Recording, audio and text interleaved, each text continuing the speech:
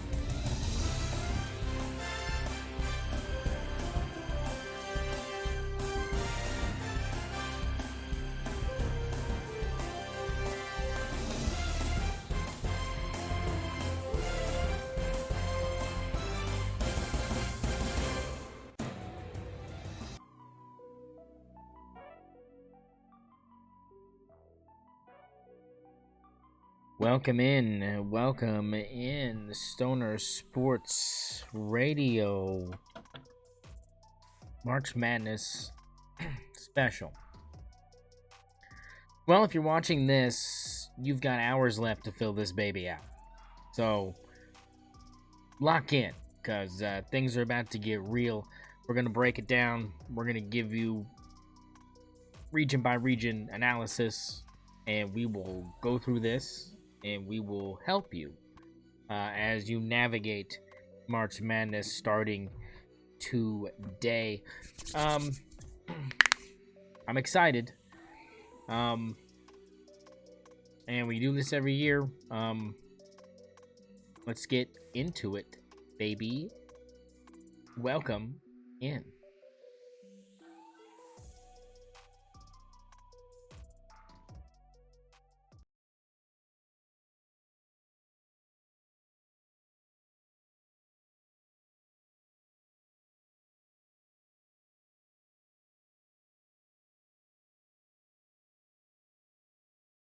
All right, so here we are. Let me get this going. All right, welcome in. This is where we're going to start. We're going to start in the East region. East region dominated by number 1 seed Duke. Now they're playing St0ner. Gary McNamara is over there for the Saints, trying to lead them to some sort of victory. And I'm just going to be honest. Love the story. Love the fact my boy's gutting it out in a wheelchair. Good old Jerry McNamara. But this is Duke all the way. There's no chance. I love it, but no chance. No chance. This is Duke. It's easy. Don't even think about it. Just push them through. Look, Ohio State, TCU. This is one that's very hotly contested. A lot of Ohio State people backing the Buckeyes here. A lot of people think that they're the team that's going to come out of this matchup with the W. But I watch a lot of Big 12 basketball. Love the Big 12. It's a tough conference. They got a lot of good teams in that conference. And I'm just going to give the edge to the Horned Frogs here. They're the 9 seed. Look, these 8-9 matchups, they go both ways a lot of times. But I love the Horned Frogs. Look, they're a tough team. If they don't shoot the ball well, their defense usually keeps them in ball games. So what you're looking at right now is whether or not Ohio State can get their offense going. That's been kind of hit or miss for them this season. So I'm just going to go ahead and give TCU kind of the benefit of the doubt. Tougher schedule, in my opinion. I think that weathering kind of helps the Horned Frogs push their way into the round of 32. This matchup is very interesting to me. This next one, the 5 seed. St. John's playing Northern Iowa. I watched Northern Iowa win their conference tournament. They're all right. I don't know how competitive this game will be. I really do like the style of play that St. John's plays with, but they have been shooting the ball relatively well, and that kind of is concerning. They're winning ball games other ways, but the shooting has got to be better. Fortunately for them, I don't think it's going to matter. I think they get into the round of 32 pretty handily. This is a double-digit victory for St. John's. I don't see them crapping out here in the first round. Northern Iowa, this is not the Northern Iowa that you're thinking of. When you think about the Panthers and their upsets that they've had in recent memory of being in this tournament, this is not them. They are not as good, in my opinion, and I think St. John's pushes their way to the round of 32. That takes us to Kansas and CA Baptist. Look, Darren Peterson's playing. That's what matters. I don't really give Baptist much of a chance here, even if he wasn't. Kansas has just got too many guys. They got the Jimmies and Joes to take care of Baptist. I don't think California Baptist has it in them, man. I just don't think they've got that magic sauce you look for these 13 seeds to upset a 4. Not in this region. There's other opportunities elsewhere in this bracket, but it's not in the East region. So take the Jayhawks here. I think it's a pretty easy choice, which leads us to Louisville and South Florida. Now, again, you're watching this last minute. You got hours to go here. This might be 7, 6, 8 in the morning for you. You got just 3 hours to fill this baby out, 2 or maybe just a few minutes. Luckily, ESPN's got a pretty good format. You can quick bracket that thing, get that thing pushed out of there, or you can watch this video and kind of, soak it in a little bit and kind of roll with me here and kind of understand what makes this bracket the only bracket you need to worry about. Louisville's missing a guy, right? Got in trouble. Not going to be playing. South Florida's hot. They're the winner of their conference, Conference USA. A good season for the Bulls, but you look at this preview and it's just very lopsided, man. I mean, it's the spread here is 7.5 in favor of Louisville. Look, you can see the top players here; they can fill it up, but it's about competition, right? Is that 16 points a game going to translate against Louisville's defense? Is this 9 rebounds a game going to translate against this Louisville, team? I just don't see it. I mean, South Florida. This is one though. I mean, this is one where I think, it's okay to question this one. It's okay to question this one. I don't see a problem in people if you're advocating for the Bulls to push through the round of 32 and upset Louisville. I could see it happening. I'm not going to sit here and say that that's out of the realm of possibilities. This is one of those matchups that I don't really particularly like for Louisville because of just how hot South Florida's been. And they're not going to be afraid of Louisville. I don't think there's any fear factor for the Bulls here. I don't think they're going to, go in and not be who they are.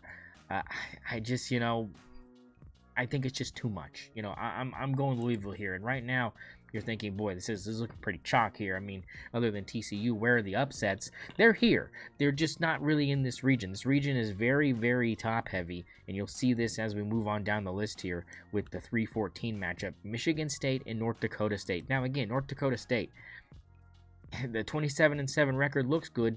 This is double the gap of the Louisville, South Florida. 14.5 in favor of the Spartans here on the spread. And, it's about Jeremy Fears, right? If he plays a good game, Michigan State will win. He is the key to driving this bus. He's the bus driver. The team goes as he goes. And I don't think there's any ifs, ands, or buts about that. But this is not, again, a North Dakota State team that's going to compete. They're just not. They don't have the tools to do it. And I just never bet against Tom Izzo in March. And this is not a matchup that I see him losing. They will have their work cut out for them in the round of 32 when they play Louisville. We'll get to that in a moment. UCLA, Central Florida. This is an interesting matchup because, again, I give a lot of bias to my Big 12, region that I reside in. I mean, I get thrown a lot of Big 12 propaganda. So I'm really high on the Citronauts, baby. I'm really high on UCF. Look, UCLA is a good team, and they've got some players, man. They got some guys. It's just whether or not he's gonna play. I mean, that's really the question, and it really rests on his health and how he's doing, because that's still kind of up for grabs. And I've seen UCF play a lot because, like I said, I get exposed to a lot of Big 12 games. I just, look, I just don't think it's going to happen. I think UCLA's got this. And even if he doesn't play, I think they might push their way into the round of 32. I mean, I just watched them play too many games, and I just don't really think they're that good. I just really don't. Just not better than UCLA. There's a reason why they're a 10 and UCLA is a 7. Push the 7 through. UConn Furman. Man, boy, would you love to see Furman do it again. I would. This is an 18.5 point spread in favor of the Huskies. And again, this is not a Furman team that is going to scare a lot of people, but they were saying the same thing when they were playing Virginia. I mean, I'm just saying, like, it's the same storyline. I just, and I'm not a huge fan of Dan Hurley. I'm not. I think he's kind of a drama king. I'm going to say it, drama king. He's a drama queen. He's a drama queen. He's a queen. He's a bald queen. He's a bald queen. We're not going to debate that. I just, it's just too much. They're just too good. They're not going to crap out against Furman. They're not Virginia. They're not going to choke it off. And Furman, this is not, again, don't get lost in the sauce of what you remember and what feels good. Think with your brain. It's okay. Your heart will have its chance. So let's go back to the round of 32 here in the East. We're moving on. Quick. We got to move. Duke, TCU. It's the Blue Devils, man. TCU doesn't have enough. I'm sorry. I love TCU against Ohio State. Don't love them against Duke. Blue Devils. Blue Devils all day long. Now, Kansas, St. John's. This is a 5-4 matchup. A lot of people have this one, and a lot of people are leaning St. John's here. And I understand it. I completely understand why people love St. John's in this spot. I really, really do. It's just, again, can their offense get going, right? You have to have your go-to guys getting going. And you look at the numbers here, and you look at how this team plays when Darren Peterson is on the floor. I think that's where things get, a little crazy, because I'm going to be honest. I think Darren Peterson plays a lot of minutes in this tournament.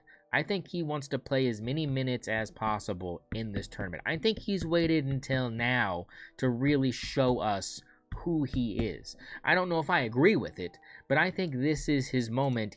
Give me the Jayhawks.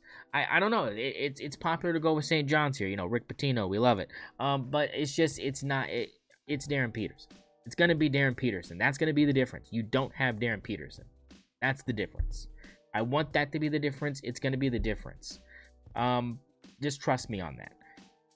Louisville, Michigan State. Tom Izzo. It's Louisville. Again, a very popular matchup here. This is very chalk. It's very, and it heavily leans Izzo here. And they're right. It's Michigan State. Louisville's going to have all they can get. All they can muster from South Florida. I believe that. I believe South Florida will give them a game that spread dictates. I mean, that's 7.5 points. I mean, that's not a lot.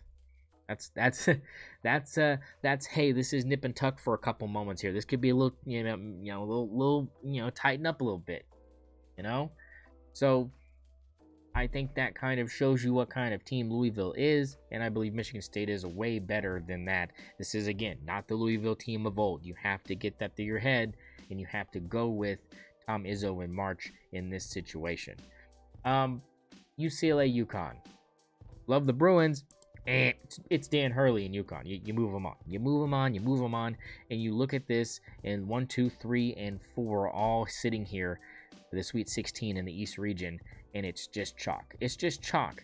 And you're like, where tell me, where is going to be the accident? And I'm telling you, the biggest chance is going to be this 6-11. You want to take a shot on this 6-11, go for it. It doesn't prevent this Sweet 16 from happening. This is the Sweet 16. If you want to think that St. John's can get hot and you think they can beat Darren Peterson in Kansas, go ahead and do it. I don't think it dictates where this region is going. And this is where I have a problem. Michigan State, UConn. I've seen Michigan State play a couple times this season. I haven't really been locked in that much, other than I know the Fierce kid is really, really good. You look at this matchup, and again, very popular to go with UConn here when these two teams match up as far as where the brackets are leaning. And you see how this UConn team has multiple guys that can give you double digits every game, and you look at Michigan State, and they've got a couple. But UConn has a whole entire roster full of guys that can give you double digits, and I think that's where you get in trouble. I've seen them play bad. We've seen them lose games. This is not the UConn team that's, world beaters. Look, 5 losses is really impressive, okay? We're not going to sit here and say that that's not nothing. That's super impressive, and that's super good, especially the conference that they're in and the competition they play. I'm just saying, they're not as dominant as previous UConn teams, but they're still good enough. Give me the Huskies here. I just think they've got too much depth. It's depth. It's about depth at this point, and that gives us Kansas Duke. Look, this is where you have to you just have to say Duke has more guys, right? This is about the fact that, yes, Darren Peterson might drop 40 this game. Like, Darren Peterson might well drop 40 in any of these games. We're going to see Darren Peterson go bananas because he's going to play the whole entire first and second half. I just really believe that he's going to be able to do it. It's about health. It's about health for Duke. Who's healthy, who's not healthy. But in the end, I don't think it matters. Kansas, they're not the Kansas of old. I just think they have a really good path. I think they have a really good path. But with no Cam Boozer, you have to ask yourself, that's a lot of offense that's taken off the floor. Who steps up for the Blue Devils, right? You can get through these first 2 teams without him. You can. Siena and TCU, you should be able to dog walk both of those teams without Cam Boozer. This is where that starts to become a factor. Right here. This is where it is. I just, again, you look at the way Kansas has played this year, they're not, you can't really trust them, right? You can't really put your full trust into them, and I think that's where the problem is. I think the problem is that you can't sit here and go, I trust the Jayhawks to get the job done. This is not a 2-seed Kansas team. This isn't a 3-seed Kansas team. This isn't a 1-seed. This is a 4-seed Kansas Jayhawks team. They didn't win the Big 12 tournament. They didn't. So I'm just saying, it's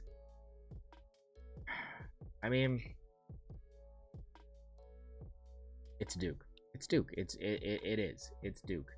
And I think now, when you see this 1-2 matchup here in the East, I think you get a sense of whether or not you have guys coming back for the Blue Devils that have been sitting until this point. That's where that question comes into play. It's all about health. It's all about health here. And again, people love Duke. People love, what they've done. And I just don't like Dan Hurley. This is personal. I just don't like Dan Hurley. Give me Duke.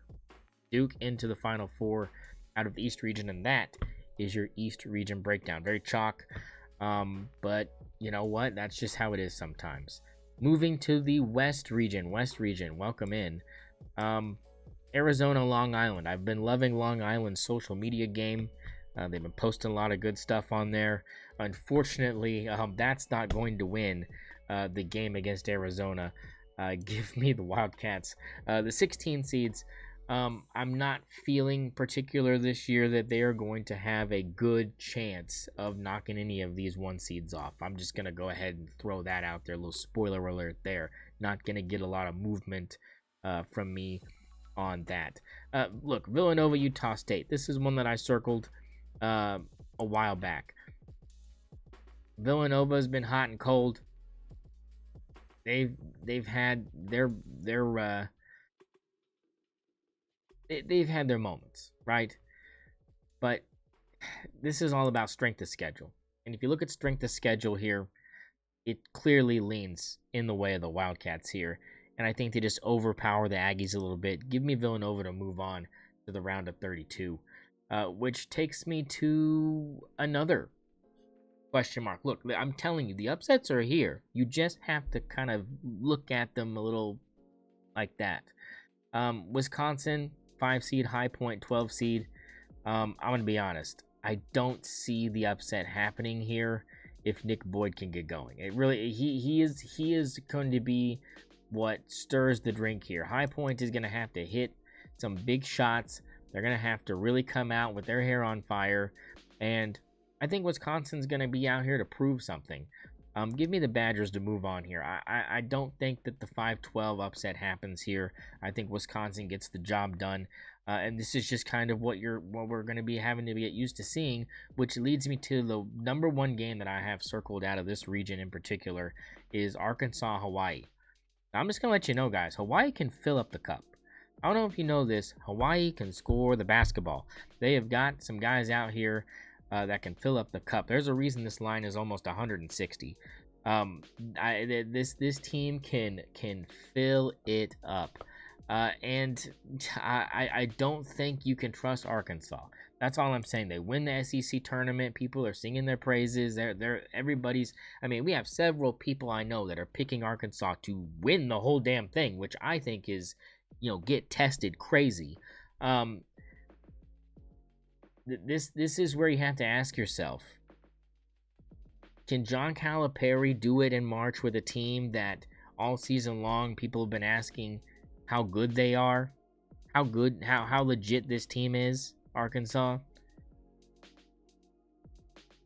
I mean, I think it's fair, but 13-5 in conference is pretty damn good. SEC is pretty damn good at basketball. They've got some good teams.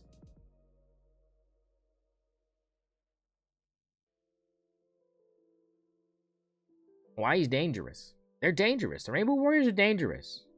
I don't think you understand. They are dangerous. But it's not going to be enough. Give me Arkansas. Oh, shit. Give me Arkansas. They're moving on. I love Hawaii. I really do. It's gonna be a lot. It's just gonna be too much. They're too hot right now. They're too hot right now, and I don't think they're gonna cool off just yet. Now, obviously, we have things developing as the night is going on here. BYU and Texas. This is, we love to throw in an SEC Big 12 matchup that used to be a Big 12 matchup just in general. So a little bit of throwback feels here. Texas is on a heater. They win their play-in game to win the honor of playing BYU. Look, they've got one of the best players in this tournament in AJ Demonasta. And he's nasty. He's nasty. My boy's nasty. And they're going to need a whale of a choke job to not beat Texas. I've seen Texas play too many times this season to really have me trust them. I've seen BYU play a ton because, again, I'm Big 12 biased. Give me the Cougars. BYU moves on to the round of 32. Sorry, Longhorns. Horns down. Gonzaga, Kennesaw State. I liked this game originally when it came out, but a 21.5 point line scared me off of this one. The talent gap just seems to be massive here, and it really comes down again to depth. Kennesaw State Owls have some guys, but they don't have enough guys. Give me the Bulldogs to take care of them. The Owls are a good story, but it's not their time just yet. Give me the Zags. Miami, Missouri. This is where things get interesting for me. I'm going to go ahead and just tell you I'm picking Missouri to win this game. I've seen Miami play several times. I've seen them lose to teams that they probably shouldn't have lost to, and Missouri right now is playing really, really good basketball. I just look at this and there's a reason why this is only a 2.5 point spread. There's a reason why. It's literally, I mean, you beat Florida. Do I have to say anything else? You you know, you beat Tennessee. I mean, I don't know. You beat Kentucky. You look at Miami, and it's not good. It's just not good. You lose to BYU. You lose to Clemson. You lose to Florida. You lose to Virginia. You lose to Louisville once. You lose to Virginia twice. You beat NC State and you beat Louisville once. I just don't. It just doesn't impress me. It doesn't impress me. I like Missouri here. I really do. I like Missouri. As the news comes down that Miami of Ohio has stamped their ticket to the round of 64. So congratulations to the Redhawks, one of the hottest teams in the country, proving why they deserved a solid spot where they didn't have to be in a play-in, but whatever. It is what it is. Wear that chip. Purdue and Queens, man. This is another chance for Purdue to choke one off. But I'm just gonna be honest. It's not looking like Queens is gonna be the team to do it. Give me the Boilermakers. I think this is an easy 2-15 that you have to give to the high seed here. And then now we move on to the round of 32 out here in the West. Arizona and Villanova. I like this matchup, but this is Arizona's region to kind of lose here, so I'm going to go with the Wildcats. And that leads us to kind of one that a lot of people have you know, they're just rolling with the hot team here. It's about talent, right? Like these, you know, Arkansas's got dudes that John Calipari has brought in because it's freaking John Calipari. And Wisconsin is playing okay basketball, enough to beat High Point, just not enough to beat Arkansas. So give me the Razorbacks to move to the Sweet 16, and they continue to win. It'd be 8 wins in a row for Arkansas, something like that, 7 or 8. They're just rolling. The Woo Pig Suey onto the Sweet 16. BYU Gonzaga. Boy, this is where things kind of get tough for me because, again, Gonzaga, it's about depth, right? They've got guys on here. I mean, look, Michigan blew the doors off of them. I picked St. Mary's to beat them a couple weeks ago, and it happened. And then you look at BYU, and you know, against the big dogs, they've kind of struggled. That's not really, you know, a secret. But they've got good wins on their resume as well, and some of those losses have been awfully close to really good teams, which is why I'm picking BYU to beat Gonzaga. The 6th seed moves on to the Sweet 16. The Cougars moving on and feeling sweet as the Big 12 continues to rip through some of these regions. Missouri, Purdue here. Golly, I mean, this is where, again, I like the spot for Purdue because they have weapons that they know at their disposal they can do. They have the resume. I mean, they do have the resume to kind of back up what they've been doing this season, and I think that that's kind of different than some of the Boilermaker teams we've seen in the past. And I think they just have too much. And Missouri, I think, is as good as they will probably play against Miami. I think that kind of ends here. And I think it starts with Fletcher Lawyer and what he's been able to do for Purdue. I think he wills them to a win here, and they will meet up with BYU in the Sweet 16. So at the top, we have Arizona and Arkansas. This 1-4 matchup is, again, a lot of people it's hard not to go with one of the best, if not the best team in the country, the Arizona Wildcats. They are just so deep. And they have weapons at every single position. And I think that this is where John Calipari's luck runs out. It's the Arizona Wildcats moving on to the Elite 8. And now it brings me to BYU and Purdue. And a lot of people don't have BYU getting this far. So this is not really a matchup you see on a lot of brackets that are happening and being filled out as the night, as we have less than 12 hours, about 12 and a half hours until tip off. It's getting down to the nitty gritty here, and people are just kind of rushing But you have to kind of listen here. This is a big game for Purdue because, again, it's about competition. What have you seen throughout the season? Who have you seen throughout the season? Again, if you look at these resumes, I mean, look at Purdue. It's like, oh, you beat Alabama by 7, but you lost to Illinois, you lost to Iowa State, Michigan by 11, Michigan State by 2. You beat Nebraska, who hasn't won a tournament game in their program history, which is crazy to think about. And Michigan Wolverines, you you get a little bit of revenge, right? It happened. And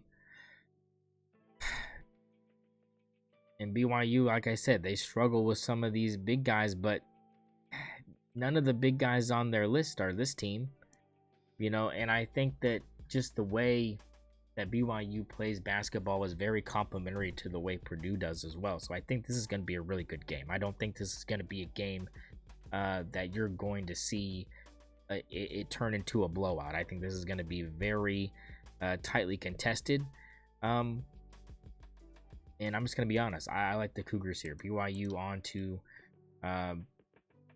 the Elite Eight to play Arizona, and I think that's just where it ends. I think Arizona beats BYU. I think it just comes down to, again, they're just too deep. They're just too deep. I mean, it's just depth, man. Arizona's just got so many guys. I just don't think that there's any way to stop what they've got going as far as the teams laid out in their region. They are by far, I believe, head and shoulders above the competition. Again, a lot of people don't think that BYU is going to get out of that first round. Texas is playing really good basketball right now, but I just think that I've seen enough of Texas. I don't think that one good game to win the opportunity to play BYU is enough to convince me that you are now a threat to do something in the dance against a team like BYU, who has played very good basketball for a majority of the season. And that takes us into the South region. So the South region, the 116 matchup is Florida and Prairie View A&M, and give me the Gators, chomp chomp, to get rid of the 16 seed over on this side. Just not enough for the Panthers to get that thing done. And it's a good story. I mean, they got guys that can fill it up, but it's just they don't have enough of them, and that's where things get kind of iffy. So give me the Gators. Give me the Gators to get out of the round of 64, and that leads us to another 8-9 matchup: Clemson and Iowa. Look, I really like the Hawkeyes here. I've seen they're kind of a team that has been kind of, again, on a little bit of a hot streak, but this is a very evenly matched team as far as Clemson's defense and their depth have gotten them here. It's very I mean, the seed is right. They're very mid. Clemson is very mid, but they're the kind of mid that, they're just steady. They're just steady. They're very consistent. Iowa has been kind of playing a lot better recently, and that's why they're favored in this game when it comes to a lot of the betting lines. And I do like the Hawkeyes. I think that they just have been playing a good brand of basketball lately, and I think they just have enough to get by the Clemson Tigers. Vanderbilt McNeese. Now, everybody fell in love with McNeese a couple of seasons ago. They had a little bit of a magic blessing from a lot of big names, and they kind of didn't come through on that one. Vandy's been playing all right. It's just, boy, and this is again another one where you could convince me that things can happen. You could say something can happen here. And boy, it would be fun. To see it happen. Vanderbilt has played some teams that they should have beat and lost to them. I think that it's very likely, because when you look at the resumes, it's not strikingly impressive here.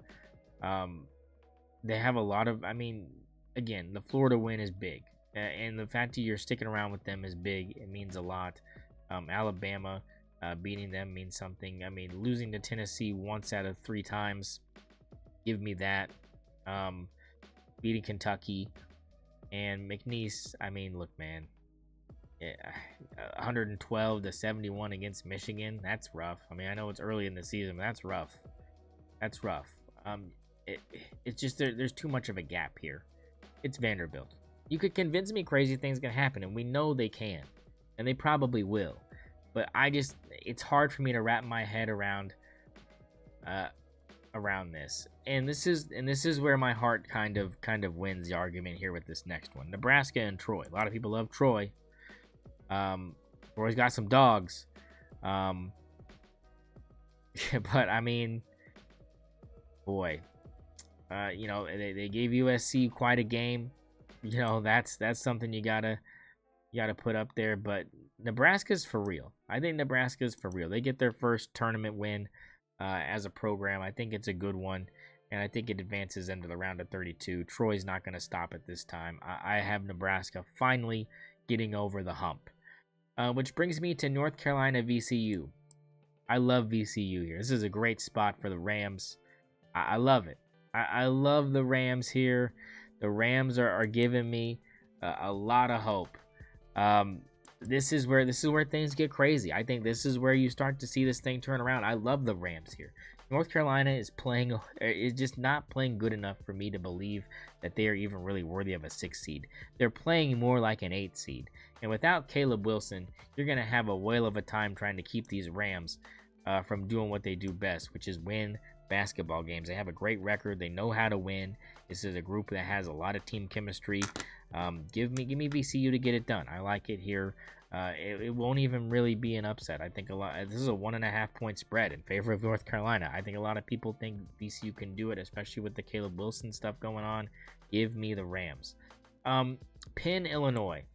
Boy, TJ Power, baby. A lot of people love TJ Power.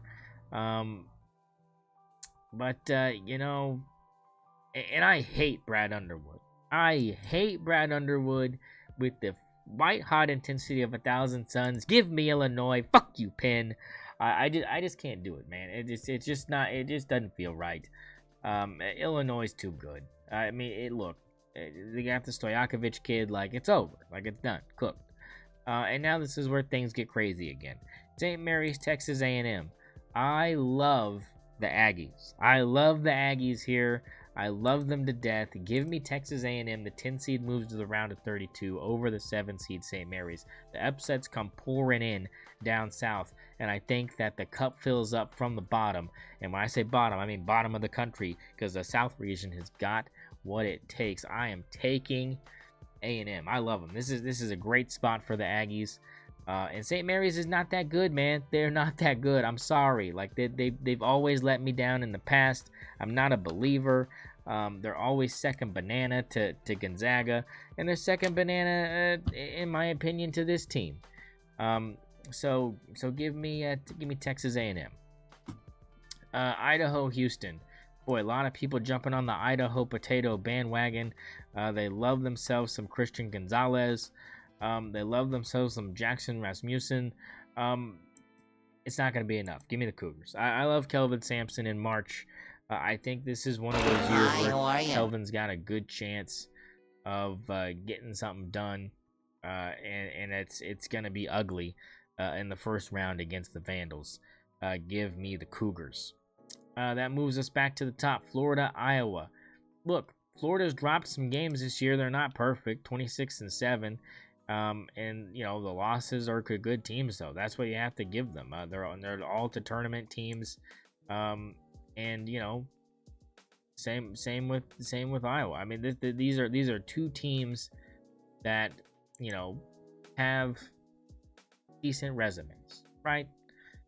Florida's the better team. I'm sorry. It's SEC time, baby. It's Florida's region to try to dominate here, and I think Iowa just doesn't have a chance. Give me the Gators to move on to the Sweet 16, which leads me to Vandy, Nebraska, the 5-4 matchup that a lot of people don't think is going to happen. A lot of people think this is where things get nutty. I don't think this is where things get nutty. I really don't. A lot of these lower seeds, I love me a lot of lower seeds, but I like Vandy here. Look, Nebraska's a good team. This is this is where Vandy takes control and they turn back into Vanderbilt, right? Everybody wants to question them coming in against McNeese. That they want to, give themselves one of those 12-5 feel-good stories. And I don't think Vandy's going to give it to them. I think Vandy's going to go on a little bit of a run here to get to the Sweet 16, and they will face a familiar foe in the Florida Gators. That leads me to VCU, and Illinois. Boy, this is another one where not a lot of brackets have this one for good reason. And I like Illinois here. Look, a lot of people, again, they want the 14 3. It's just Illinois is a good team, and VCU, they'll feel good beating North Carolina even without Caleb Wilson. They'll feel good because of what's across the chest and what's not on the back. A win against North Carolina is a win against North Carolina, especially in the tournament. You have to be proud about that, but that's where the line ends. I think Illinois finds their groove here, and I think they've just kind of been waiting for this to kind of get on their horse and get going. Now this is where things get wild for me, because Texas A&M and Houston, obviously Houston's the better team here by a mile. But we've seen them struggle with really bad teams. What about that Oklahoma State game? A little too close for comfort. I don't like it. We've seen Houston play sloppy. We've seen them play bad. And we know what kind of team Texas A&M is. They're gritty. They're gritty. The Texas A&M Aggies are gritty. And the last thing you want if you're Houston is to have an interstate game in the second round. You hate it. I mean, you hate it. It's literally bad blood from the tip. And God, I mean, for the vibes, you would love A&M here, right? For the vibes, you'd love A&M. You're like, got a 10 seed knocking off the 2 because, interstate rivalry just gets too much. Maybe some players get tossed. Kelvin Sampson gets teed up. It's Houston. It's Houston. I just, it's just, they're just so good. And the thing is in that Oklahoma State game, they were down by a bunch, and it looked like Oklahoma State might just, do it. And they came back and they really turned that thing around and ended up winning by almost double digits. So, I mean, I like Houston there. And that leads us to the Sweet 16 in the South. It is Florida and Vanderbilt, and boy, this one has been quite the back and forth between these.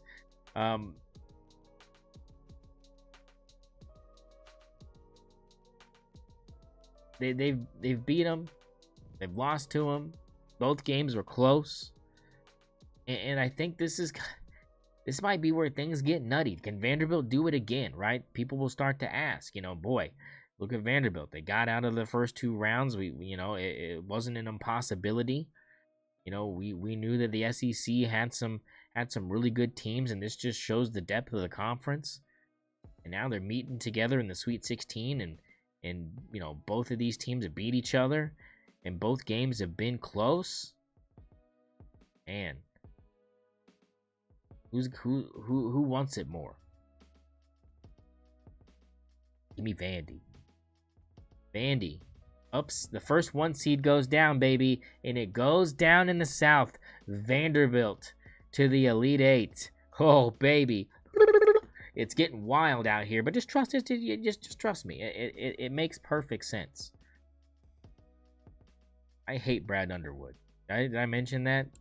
Give me Houston to just absolutely just kill Illinois and show why the Big 12 is one of the deepest basketball conferences in the country. It's going to come down to a huge showdown between Houston and Vandy, because we know what Vanderbilt's capable of. We know what Houston is capable of. This is one of those matchups where it's like, this is not supposed to happen. No effing way. There's no shot that Vandy can do this. There's no shot. We've seen it again and again and again. But Houston, early on in the season, you lose to Tennessee. No one really bats an eye. But you lose to Arizona by by single digits. No one's gonna say anything about that. You lose on the road to Kansas by 13. It's it's Kansas, but then you come back and you thump them by 22. I mean, it's just and that's in obviously the Big 12 tournament. But I mean, like, and they lost to Arizona in the title game, yada yada. We know how this kind of went for Houston and why they're the 2 seed and not higher. But if they'd beat Arizona, maybe you could say they'd be a 1 seed, but it would have been a stretch anyway.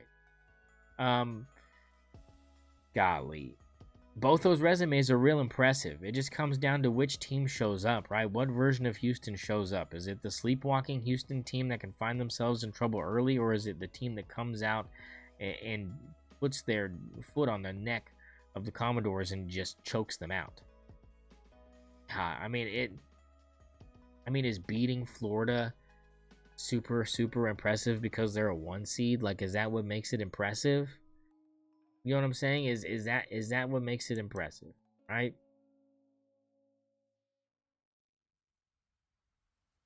The losses have all been close. None of the losses have been gimmies.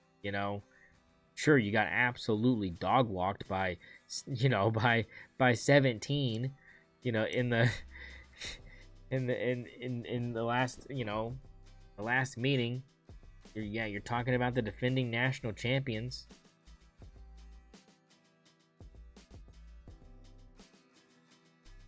Is that more impressive than any win Houston has on their resume?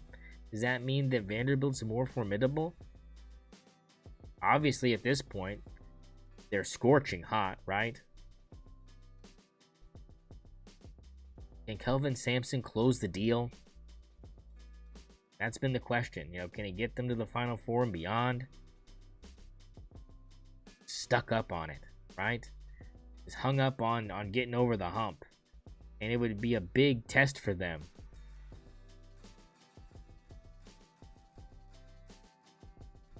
Give me the Cougars. I think Kelvin Sampson gets to the Final Four, and that means that the first Final Four matchup is between Duke and Houston. And that's not far-fetched at all. Arizona, the 3rd team, and that leads us to the last section here, the Midwest. Things could get crazy out here in the Midwest. They like to put cinnamon in their chili and shit out here, so that's kind of crazy. Michigan, Howard, give me the Wolverines, man. They have been a really good team most of the season. Obviously, no team is perfect, but 3 losses is pretty damn good. And being a 30-point, I mean, it's just come on, man.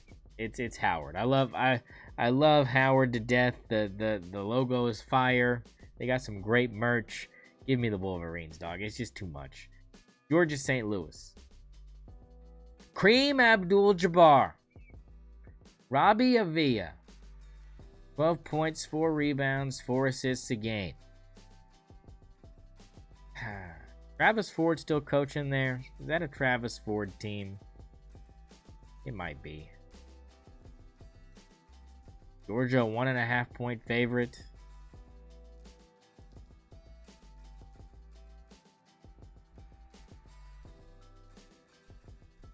Billikens couldn't beat Dayton. That was the problem. Dayton, but they killed them one time.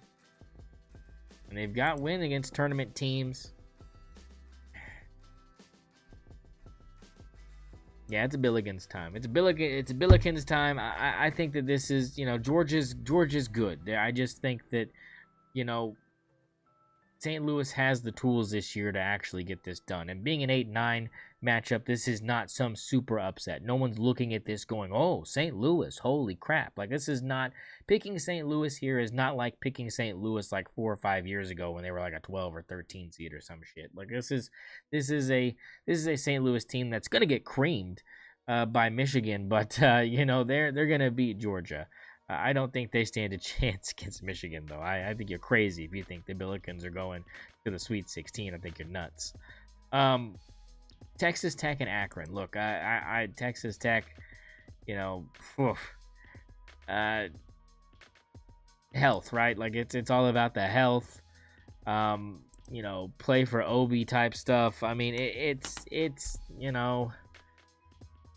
But it's Tech. I mean, look, they don't need to be fully healthy to beat Akron. It's just not. They're not the team. Just like Hofstra's not the team. Give me Alabama. I'm not even gonna give it time. I'm not even gonna give Hofstra a chance to even explain. But now we get. He's. I mean, look at this, man. I mean, look, Cruz Davis can fill it up for Hofstra, right? You can't lose to teams like UCF, man. UCF isn't good. They're a tournament team, but they ain't all that. I get it's a 4-point loss, so they hung in there. They're hanging in these games with decent teams. I mean, Syracuse is not what they were, but a 1-point win's a 1-point win.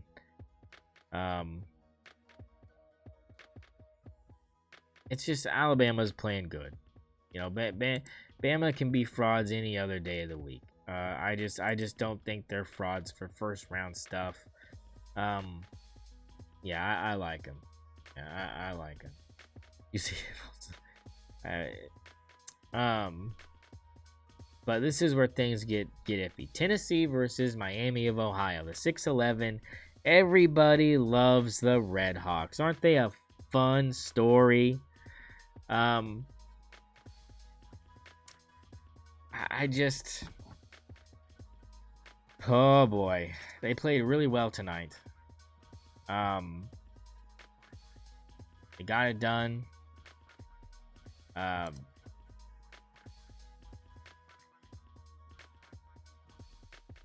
just, you know,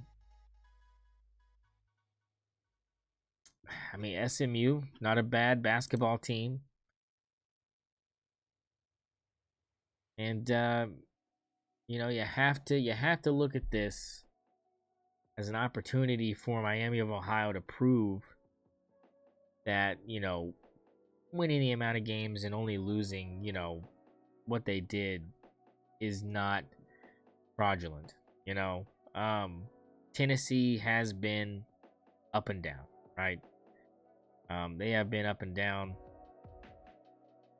and it's been turbulent for them as of late. So the perfect spot for a Miami of Ohio team with a lot of confidence to come in and do something crazy here on Friday. They got a day to think about it.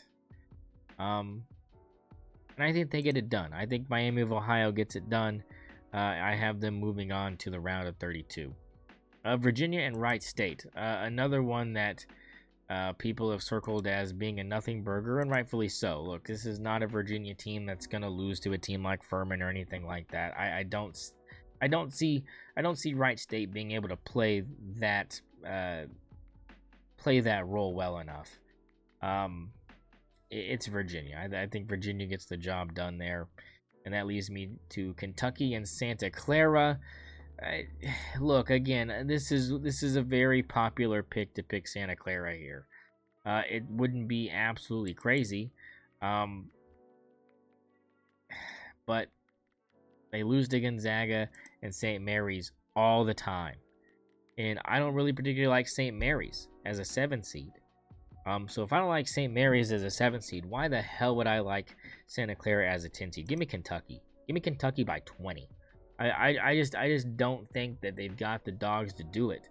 This is a Kentucky team that I think that Mark Pope has got them playing a little bit better now. I at least good enough to beat Santa Clara. I don't know. I don't know if they can get out of the round of 32.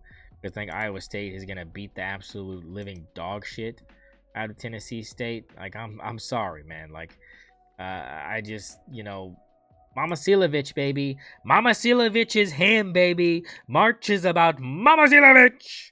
I mean, it's gonna be Mama Silovich time all day long for me. I'm riding the Cyclones right now. I'm really high on Iowa State. They are a really good basketball team, and that puts us at the top of the Midwest. Michigan, St. Louis, give me the Wolverines here. The run ends for Kareem Abdul-Jabbar, and the Wolverines move on to the Elite Eight. Alabama and Texas Tech. This is where things get bad for Bama. I think Texas Tech gets them. The 5 seed moves on, and the 5 seeds are getting hot on the bottom of your bracket. It's fine. The 5 seeds are really good. There's a lot of good depth in this tournament, and I think a lot of these teams have proven they can beat teams above where they've had. I mean, that's, but I think, Texas Tech plays pretty decent defense. I think they can. I think they can do what they need to against Alabama. A lot of people love Bama in this one. Very similar records, but again, you can't be losing to teams like, Gonzaga. I don't really trust that. Obviously, losing to Houston, Iowa State, and Kansas don't scare me. Obviously, health again, a big factor in this, but I do think that Texas Tech is better than Alabama, so give me the Red Raiders.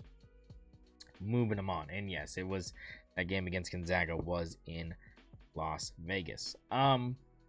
Miami of Ohio and Virginia. Boy, jeez. America's team, the Red Hawks. Do they continue to be hot is the question. How hot can these Red Hawks get? Let's be realistic here. Because when you look at Virginia here, I mean, losing North Carolina early in the season, I'm not really going to penalize you for that. Obviously, losing for Duke doesn't really do anything for me. Beating Louisville almost by double digits. Beating Ohio State, that's tournament team. Beating Miami by 22. I mean, it's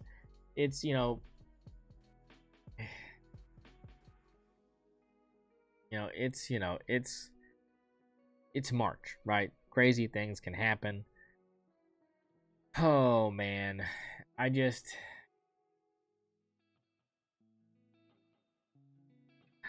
Virginia be too much for them?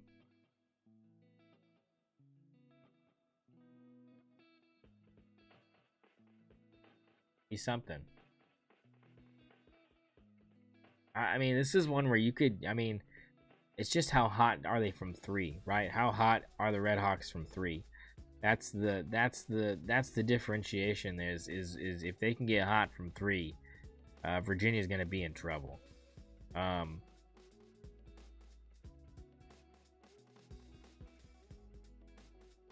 Yeah, I like them. I like America's team here. I like America's team to get to the Elite 8. Iowa State, Kentucky, a very popular matchup with a lot of brackets because it's chalk. So you get kind of an inflated number of Kentucky, twerking on it stuff. Iowa State's lost to some really good teams. They've beat really good teams too. I mean, beating Purdue like they did early in the season was crazy. Just an absolute 23-point drubbing. So it just shows you kind of the prowess. And then obviously Kentucky has got some stinkers on here, but they've also got some decent wins. I just don't think they're good enough. Iowa State's, it's Mama Silovich time. And I think Mama Silovich time might continue to happen. Michigan, Texas Tech, the fun is over. Give me Michigan over the Red Raiders. I just think Michigan is a really, really good basketball team. And I think they're ready for March. I think it's kind of another return to form for Michigan basketball as far as being competitive this time of year. It's a good time to be really high on the Wolverines. Miami of Ohio, Iowa State. Sorry, Red Hawks. Dream ends here. Another 1-2 matchup here. Very, very chalk, but it gets a little hairy. With Miami of Ohio and St. Louis kind of doing some things. Tech going on a little bit of a run instead of Bama, which, it wouldn't be surprising. Michigan, Iowa State here. A lot of people, again, they love Michigan. There's a lot of good things about the Wolverines. They're a really good team. When you only lose 3 times and, it's just, and you don't lose by a lot either. I mean, I just don't see how Iowa State can hold up, man. I just don't. Give me the Wolverines. I think this is a very chalk Final 4. Arizona, Michigan, Duke, and Houston. and they did kind of choke that Duke game away. So I mean, it's hard to really count that in full. Also, so I like this. This looks bad, but this is actually really fun. If you think about this, this isn't nauseating to me. This is going to be elite. Like, if this takes place with Duke and Houston, Arizona and Michigan in the Final Four, this is an elite Final Four for my viewing pleasure. And we're going to start with Duke and Houston here. Look, again, it's about health, right? It's about who's available for the Blue Devils and who's available for the Cougars. And I think at this point, when you're talking about April 4th and you're looking at the date on your calendar right now, that's a lot of time. Do we know how long Boozer is out for? I didn't see if there was a timeline on that. Is it if it's rest of the year type stuff and there's no chance he's gonna be there? It would be real hard for me to pick against Kelvin Sampson and the Cougars in this spot. Do we know the status of Cam Boozer? Anybody know the status of Cam Boozer?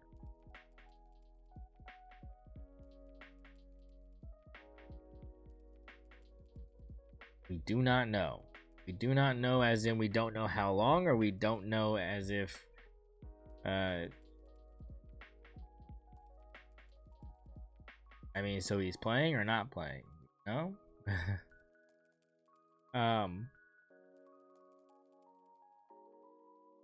gonna assume that whatever it, do we know what it even is? Do we even know what it is?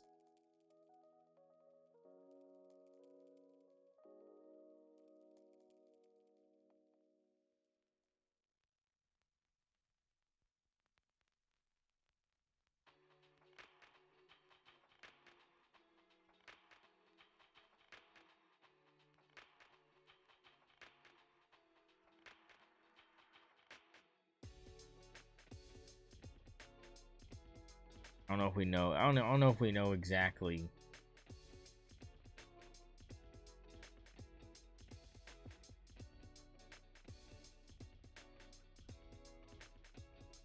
I have to look.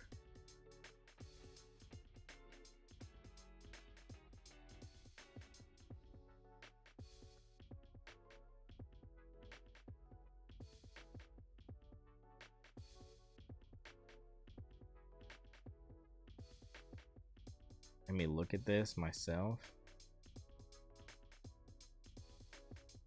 Believable.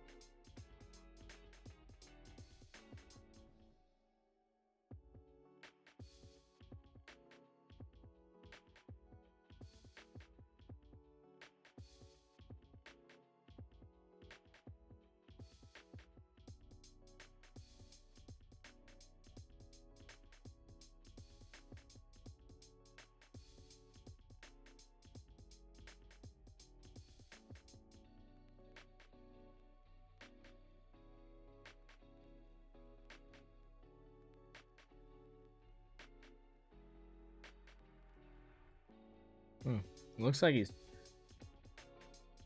Yeah, Pat will be back by the Sweet 16. Like Cam is playing, so I'm gonna go Duke here. I think Duke gets it done. They'll be healthy, so they'll get it done. Arizona, Michigan, boy, I mean, you know, talk about two teams going at it. with elite talent. Give me Arizona, though. I think we're in for an Arizona Duke, showdown here. I think it's going to be real fun. I think it's going to be real fun. And I think that you're looking at, I'd say 160, 167. I think that's probably, it's always usually a little 2-1, 2-1. A low scoring. Obviously this is hotly contested. Slight edge right now going to the Blue Devils over the Wildcats here. But when you're looking at two teams that only have 2 losses, I mean, it's hard to really nitpick, These are really good teams. Lots of talent.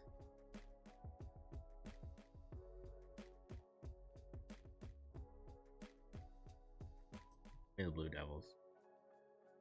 And that is your bracket, ladies and gentlemen. Don't need another one. That's it.